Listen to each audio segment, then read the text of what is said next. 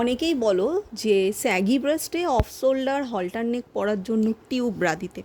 Actually tube ব্রাতে কোনো support থাকে না, তো স্যাগি ব্রেস্টে ক্যারি করা যায় না।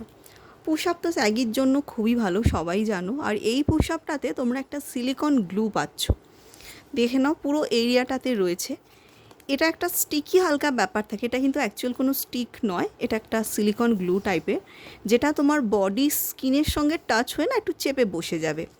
অ্যান্ড এটার স্ট্র্যাপটাকে রিমুভ করে দিয়ে এটা তোমরা অ্যাজ এ টিউব হিসাবে ক্যারি করতে পারবে off shoulder halter neck noodle স্ট্র্যাপের সঙ্গে। কিন্তু এটা হেভি ব্রেস্টে পরা যাবে না, অনলি মিডিয়াম ব্রেস্টের জন্য। তো যাদের হেভি বা স্মল ব্রেস্ট তারা ফুল কাপ পুশ আপ নিতে পারো, স্মল ব্রেস্টে ডাবল প্যাডেড অলসো নিতে পারো। নিয়ে এর উপরে তোমরা একটা টিউব ব্রা পরে নেবে, অ্যান্ড পুশ আপের স্ট্র্যাপটা রিমুভ করা গেলে রিমুভ করবে, না হলে এরকম ব্রায়ের ভিতর একটু ঢুকিয়ে দেবে। টিউবের প্যাড অবশ্যই রিমুভ করবে, কারণ অনলি টিউব ব্রা হেভি বা স্যাগি ব্রেস্টে ক্যারি করা যায় না। তো টিউবে তোমরা প্যাড রিমুভের অপশান পাবে, এটা স্ট্র্যাপও রিমুভের অপশান আছে, ব্যাকে হুক আছে।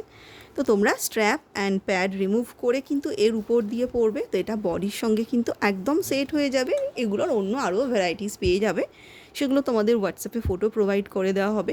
এই ট্রিক্সগুলো অ্যাপ্লাই করে দেখো, ট্রান্সপারেন্ট স্ট্র্যাপের কোনো প্রয়োজনই হবে না।